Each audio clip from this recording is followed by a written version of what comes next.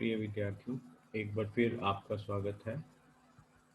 Cell cycle के पिछले video में हमने एम फेज या माइटोटिक फेज जिसे कहते हैं उसके बारे में हमने थोड़ा डिस्कस किया था। तो एम फेज में पहली जो प्रावस्था होती है उसे हम प्रो फेज कहते हैं। प्रो मीन्स बिफोर और एम फेज मीन्स अपीयरेंस। तो इसके अंदर जो मैंने जैसे आपको बताया था कि न्यूक्लियोलस जो है वो डिसइंटीग्रेट हो जाता है और न्यूक्लियर एनवलप जो होता है वो डीजनरेट होकर वो भी डिसअपियर हो जाता है। और ये जो डिसअपियरेंस है न्यूक्लियोलस की और न्यूक्लियर एनवलप की, ये दो कारणों से होती है। पहला कारण होता है जो फिजिकल जो स्ट्रेस है, जो माइक्रोट्यूब्यूल्स हैं उनके द्वारा एक्सर्ट हुई जो फिजिकल स्ट्रेस है। तो जो फिजिकल एक्शन ये कहलाता है फिजिकल एक्शन। तो फिजिकल एक्शन जो माइक्रोट्यूब्यूल्स की फिजिकल स्ट्रेस द्वारा उत्पन्न होता है, उसकी वजह से न्यूक्लियर एनवलप और न्यूक्लियस जो है वो डिसअपियर होना शुरू हो जाते हैं। दूसरा जो एंजाइमेटिक एक्शन है, वो एंजाइमेटिक एक्शन जो है साइटोसोलिक, एमपीएफ काइनेज और राइबोजाइम्स, ये कई प्रकार के एंजाइम्स होते हैं जो कोशिका के अंदर उपस्थित होते हैं। तो इन एंजाइम्स के कारण की वजह से भी ये जो न्यूक्लियर एनवलप है और न्यूक्लियोलस जो है वो डिसइंटीग्रेट होना शुरू होते हैं। इसके बाद जो प्रो मेटाफेज है, मीन्स मेटाफेज और प्रोफेज के बीच की जो प्रावस्था है, तो उस फेज को हम प्रो मेटाफेज बोलते हैं। तो प्रो मेटाफेज जो है ये एक ऐसी प्रावस्था है जिसके अंदर जो माइक्रोट्यूब्यूल्स हैं उनकी बहुत ही फ्रेंटिक एक्टिविटीज होती है, मीन्स एकदम रैंडम बहुत फास्ट मूवमेंट होती है। और इस समय में ये कोशिश करते हैं कि जो क्रोमोसोम है वो मेटाफेज प्लेट पे उनको रोक के रखते हैं। तो जो सिस्टर क्रोमैटिड्स होती हैं दोनों क्रोमोसोम्स की, उनके ऊपर जो काइनेटोकोर प्रोटीन्स होते हैं उनके ऊपर जो है आपके आकर ये माइक्रोट्यूब्यूल्स जो हैं वो अटैच हो जाते हैं प्रो मेटाफेज के अंदर। जैसे ही मेटाफेज कंप्लीट होती है, अगली सेल की जो प्रावस्था है जिसे मेटाफेज कहते हैं वो आरंभ हो जाती है। Meta means after phases means appearance, जैसे हम पहले बात कर चुके हैं। तो इसके अंदर जैसे आप देखें तो ये इक्वेटर रीजन कहलाता है सेल का, ये एक पोल कहलाता है, ये दूसरा पोल है। तो सेंट्रियोल जो है वो ऑलरेडी डिवाइड होकर दो पोल्स पे है। अभी जो माइक्रोफिलामेंट्स हैं ये क्रोमोसोम्स को इक्वेटोरियल प्लेट के अंदर, या इसे मेटाफेज प्लेट भी बोलते हैं, क्रोमोसोम्स को अरेंज करके रखते हैं। तो इसके अंदर क्या होता है, क्रोमोसोम्स जो होते हैं वो आकार में शॉर्टेस्ट होते हैं और थिकेस्ट होते हैं। ठीक है। और जैसे मैंने बताया कि क्रोमोसोम जो होते हैं वो इक्वेटोरियल रीजन के अंदर अरेंज होते हैं। और ये जो अवस्था है इसे मेटाफेज प्लेट बोलते हैं। इसके अंदर अभी भी जो क्रोमेटिन्स हैं वो जो सेंट्रोमेरिक रीजन है उनका वो एक साथ ही रहता है और वो अभी सेपरेशन उनके अंदर नहीं होता है। तो काइनेटोकोर जो हैं वो सिस्टर क्रोमेटिड्स के वो आपस में एक दूसरे से होल्ड हुए हुए रहते हैं। जब हम किसी क्रोमोसोम की स्टडी, हम किसी एनिमल की हम कैरियोटाइपिंग करते हैं, तो उसके लिए हम मेटाफेज प्लेट को चुनते हैं क्योंकि ये वो अवस्था है जिस अवस्था के अंदर क्रोमोसोम शॉर्टेस्ट और थिकेस्ट फॉर्म में होते हैं।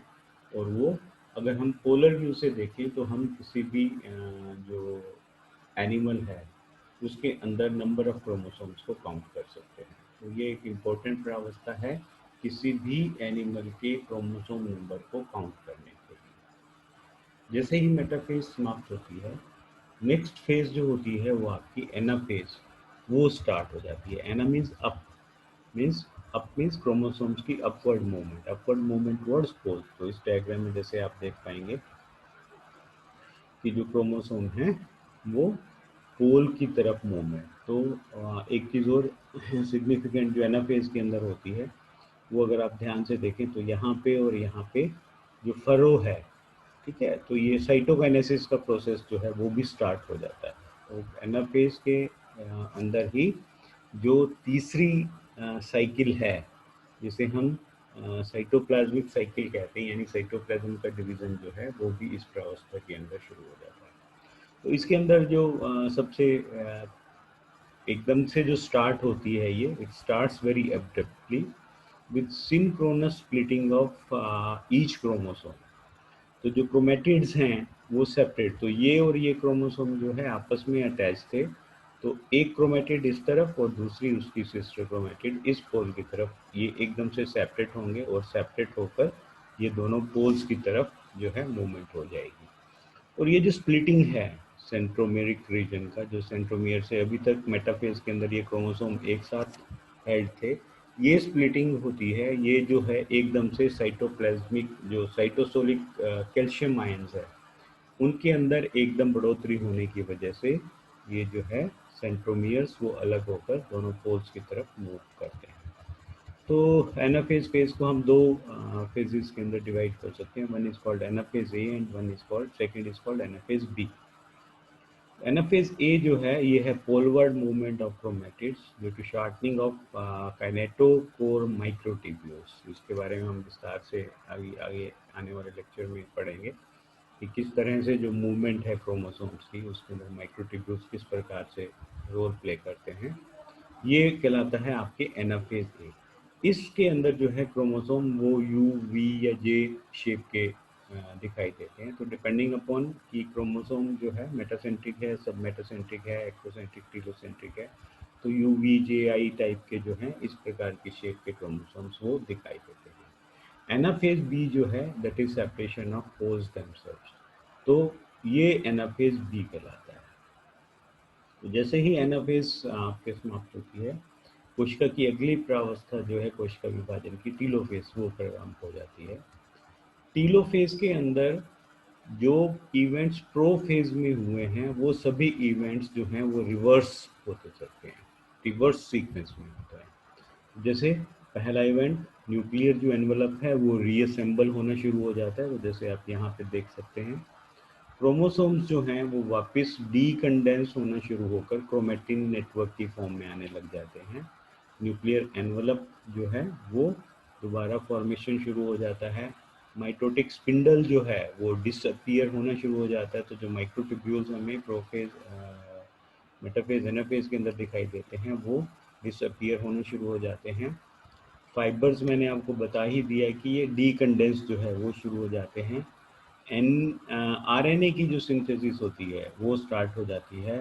न्यूक्लियोलस जो है वो रीअपियर हो जाता है और दो न्यूक्लियाई जो है we can easily recognise two nuclei. तो एक कोशिका के अंदर जो है हमें दो पोल्स के ऊपर दो न्यूक्लियाई जो हैं वो दिखाई देते हैं। और कोशिका जो है साइटोकाइनेसिस के बाद मिक्स्ड जो आपका सेल साइकिल है उसके अंदर उसकी जीवन प्रावस्था में एंटर होने के लिए शुरू हो जाती है। परंतु उससे पहले जो है एक तीसरा जो साइकिल जिसको हमने बात की कि जो सेल साइकिल है वो आपके दैट इज कैरियोकाइनेसिस, क्रोमोसोम्स का डिवीजन है, जो आपके सेंट्रोसोम है उसका विभाजन है, और तीसरा जो है that is the cytoplasmic cycle, cytoplasm का जो डिवीजन है। तो ये जो प्रोसेस है इसको हम बोलते हैं साइटोकाइनेसिस, यानी कोशिका के अंदर उपस्थित जो साइटोप्लाज्म है उसका विभाजन। एक बार क्रोमोसोम्स का विभाजन जब पूर्ण हो जाता है तो उसके बाद कोशिका के अंदर साइटोप्लाज्म का विभाजन शुरू होता है। और ये दो प्रकार से होता है। एनिमल कोशिकाओं के अंदर जो होता है, एनिमल सेल्स के अंदर जो साइटोकाइनेसिस का प्रोसेस है ये एक क्लीवेज की फॉर्म में होता है और ये एक फरो की अपीयरेंस होने की वजह से बनता है। ठीक है, तो इट यूजुअली बिगिंस विद, मैंने आपको पहले भी बताया कि एनाफेज के अंदर ये शुरू हो जाता है और फिर टीलोफेज और even into interphase of next cell cycle तक भी ये साइटोकाइनेसिस का प्रोसेस जो है वो चलता रहता है। तो एनिमल सेल्स के अंदर पहला जो साइन है साइटोकिनेसिस का that is the formation of puckering और फरो। फरो मीन्स एक खांचनुमा जो संरचना है। ठीक है, जैसे अगर आप इसके अंदर देखें तो ये जो खांचनुमा जो संरचना है यहाँ पे, ये खांचनुमा संरचना फरो या इसे हम बोलते हैं पकरिंग के द्वारा ये फरो का निर्माण जो है वो शुरू होता है। और इसके बाद क्या होता है, ये फरो जो है वो डीप होती चली जाती है। ठीक है, और डीप होते होते धीरे धीरे जो है पूरी कोशिका जो है वो दो कोशिकाओं के अंदर विभाजित हो जाती है। प्लांट सेल्स के अंदर जो ये क्लीवेज का प्रोसेस है, ये क्लीवेज का प्रोसेस एक एक्टिन फिलामेंट की रिंग के द्वारा होता है मेनली।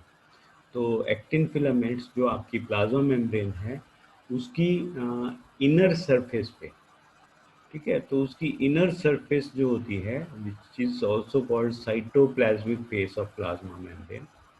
तो प्लाज्मा मेम्ब्रेन की इनर सरफेस पे एक एक्टिन फिलामेंट की कॉन्ट्रेक्टाइल रिंग का फॉर्मेशन होता है, ठीक है। और ये जो कॉन्ट्रेक्टाइल एक्टिन फिलामेंट्स हैं, ये जो है प्लाज्मा मेम्ब्रेन पर उपस्थित कुछ अनआइडेंटिफाइड अटैचमेंट प्रोटीन्स हैं, जिनके ऊपर ये एक्टिन फिलामेंट्स आकर अटैच हो जाते हैं।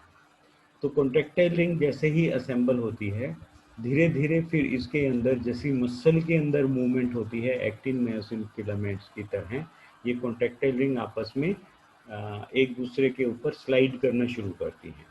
तो जैसे जैसे स्लाइड करती हैं तो क्या होगा, एक फर्रो जो है वही जैसे एनिमल सेल के अंदर हो रहा है, इसी तरह से इनके अंदर जो है आपके एक फर्रो का फॉर्मेशन होता है। और ये जो एक्टिन फिलामेंट्स हैं जब ये ओवरलैप करते हैं तो ये डिसइंटीग्रेट होते जाएंगे, ठीक है। तो इट हैज़ बीन सीन कि जब ये जैसे ये दो एक्टिन फिलामेंट्स हैं, अगर ये ओवरलैप करें तो इनकी थिकनेस में इंक्रीज होना चाहिए, परंतु ये जो इनकी थिकनेस है वो इंक्रीज नहीं होती। तो इसका मतलब जो ओवरलैपिंग वो हैं वो डिसइंटीग्रेट होते रहते हैं। और धीरे धीरे जब ये क्या करते हैं, पूरी की पूरी जो प्लाज्मा मेम्ब्रेन है उसको आपस में कंस्ट्रिक्ट करके सेंटर के अंदर वो कर लेते हैं, सेंटर के अंदर। और फिर वही जो है आपके आप इसमें जुड़कर प्लाज्मा मेम्ब्रेन जो है वो क्लीवेज जो फरो है वो नैरो होती हुई धीरे धीरे जो है आपके पूरी साइटोप्लाज्म को दो पार्ट्स के अंदर डिवाइड कर देती है। तो एक कोशिका से दो कोशिकाओं का निर्माण होता है। अब साइटोकाइनेसिस जो होता है it greatly increases the total sale surface area, increase हो रहा है क्योंकि एक कोशिका से दो कोशिकाओं का निर्माण होता है। परंतु कोशिका विभाजन से पहले जो एम फेज है उसके अंदर जितने भी ऑर्गेनेलिज हैं, जैसे गोल्जी बॉडी है, एंडोप्लाज्मिक रेटिकुलम है, ये सारे ब्रेकअप होकर स्मॉलर फ्रेगमेंट्स और वेसिकल्स जो हैं उनके अंदर एक से दो इनका डिवीजन हो जाता है। और फिर ये जो हैं इवनली डिस्ट्रीब्यूट हो जाते हैं दोनों डॉटर सेल्स के अंदर। तो इस प्रकार से जो है आपके साइटोकाइनेसिस का जो प्रोसेस है वो कंप्लीट हो जाता है। और साइटोकाइनेसिस पूरी होने के बाद जो है आपके जो सेल साइकिल है वो माइटोसिस का, इसके बारे में हमने पढ़ा, वो कंप्लीट हो जाता है। नेक्स्ट वीडियो में फिर हम पढ़ेंगे कि फिजियोलॉजी क्या है, कौन कौन से एंजाइम्स जो हैं इन्वॉल्व रहते हैं कोशिका विभाजन के अंदर, उनका क्या क्या रोल होता है, और उसकी फिजियोलॉजी सिग्निफिकेंस क्या है माइटोसिस का, ये सब पढ़कर और किस प्रकार से जो है माइटोटिक स्पिंडल एनाफेज में मूवमेंट होती है, माइक्रोट्यूब्यूल्स किस प्रकार से फंक्शन करते हैं, ये हम आने वाले वीडियोस में देखेंगे। और इसके पश्चात फिर हम जो है आपके प्रोसेस ऑफ मियोसिस, जो सेल साइकिल दूसरे प्रकार का सेल साइकिल है, उसके बारे में हम नेक्स्ट आने वाले वीडियोस में आपसे बात करेंगे। थैंक यू वेरी मच, आप सभी का बहुत बहुत धन्यवाद।